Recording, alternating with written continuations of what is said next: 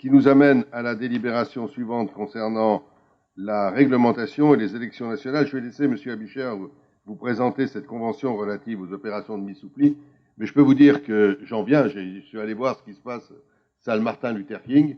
Je veux dire qu'il y a quelques photos qui circulent et sur notre site et sur les comptes des élus, mais c'est spectaculaire.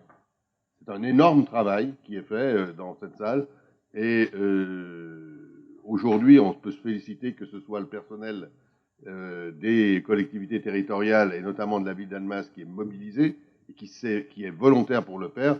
Je vous rappelle que cette demande faite par l'État fait suite au fiasco de la diffusion des données électorales des élections régionales et départementales récentes.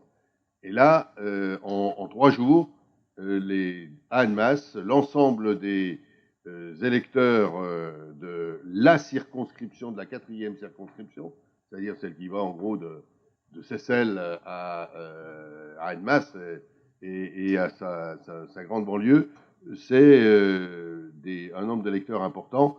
Et je voudrais ici, je l'aurais dit sur place, mais remercier tous les personnels qui quelquefois ont même amené leur famille pour le faire.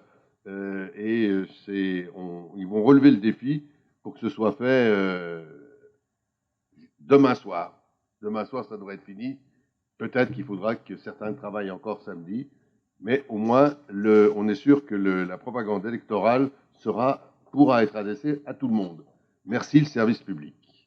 Monsieur Abicher. Oui, un des agents m'avait dit, mais je n'ai pas vérifié, mais qu'il y avait plus d'1 million de documents de papier à trier, à mettre sous enveloppe, etc. Enfin, c'est un travail colossal.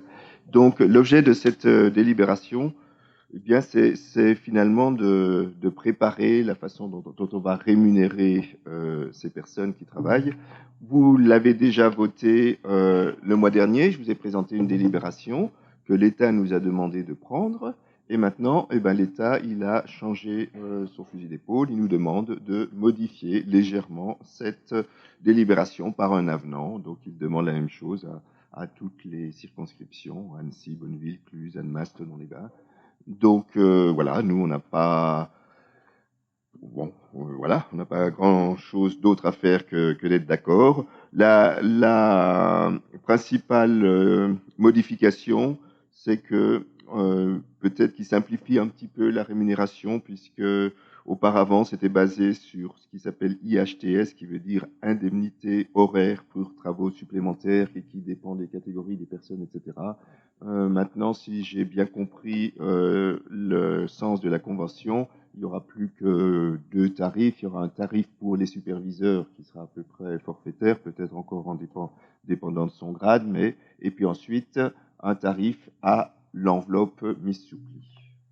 Voilà, et ce sera rémunéré sur la base des listes établies par le maire à la fin par les services assignés par le maire à la fin de chaque opération. Donc voilà, c'est ça le but de ce projet de délibération. On a essayé d'être un tout petit peu prévoyant. Si vous lisez exactement ce qu'on autorise le maire à faire, on l'autorise à signer cet avenant et éventuellement à d'autres avenants que l'État viendrait amener pour essayer de ne pas passer à tous les conseils municipaux avec un avenant supplémentaire que l'État nous demanderait. Voilà. Merci, et faire que les personnes soient rémunérées le plus rapidement possible suite à leur travail et qu'on n'attende pas d'autres décisions. Merci. Est-ce qu'il y a des remarques ou des questions? Pas de remarques, pas de questions. Est-ce qu'on peut valider à l'unanimité cette démarche? Merci.